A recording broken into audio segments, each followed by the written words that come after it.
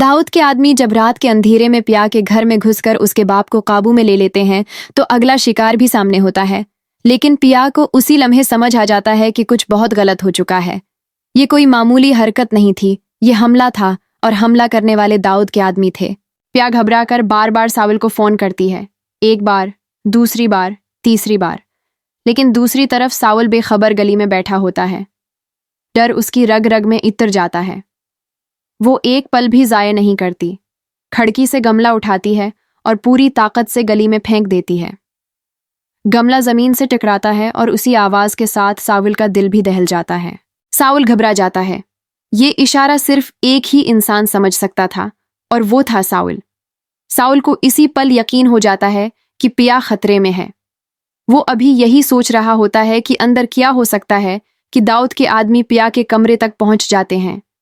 दरवाजा जोर जोर से तोड़ा जा रहा होता है। हर वार के साथ पिया की सांसें रखती जा रही होती हैं। दरवाजा टूट नहीं रहा, लेकिन डर पिया को अंदर से तोड़ रहा होता है।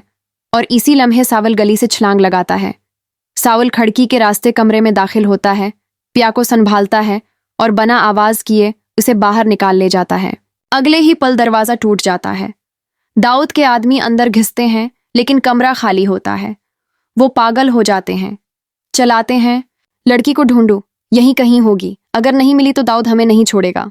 पूरा घर छान मारा जाता है, हर कमरा, हर कोना, लेकिन पिया गायब होती है, क्योंकि सावल उसे खिड़की के रास्ते ले जा चुका होता है और अपने डब्बू कलब में छिपा देता है। पिया कांपती हुई खड़ी होती है। सावल मजबूत आवाज में कहता है, आप यहीं रहें, घबराइए मत, मैं आपके वालिदैन को भी बचा लूंगा। सावल अपने लड़कों को उकट्ठा करता है और पिया के घर की तरफ बढ़ता है। अचानक शोर मचता है, फायर की आवाज गूंजती है। गली में गोली की आवाज सुनते ही दाऊद के आदमी घबरा जाते हैं। वो पिया के बाप को घसीटने की कोशिश करते हैं और इस बार उसे जबरदस्ती अपने साथ ले जाते हैं। वो बदहवास होकर भाग निकलते हैं। पिया को ले जाने में नाकाम रहते हैं, लेकिन उसके बाप इस्लम को उठा ले जाते हैं। सावल पिया को तो बचा लेता है, लेकिन उसके वालिदीन को नहीं।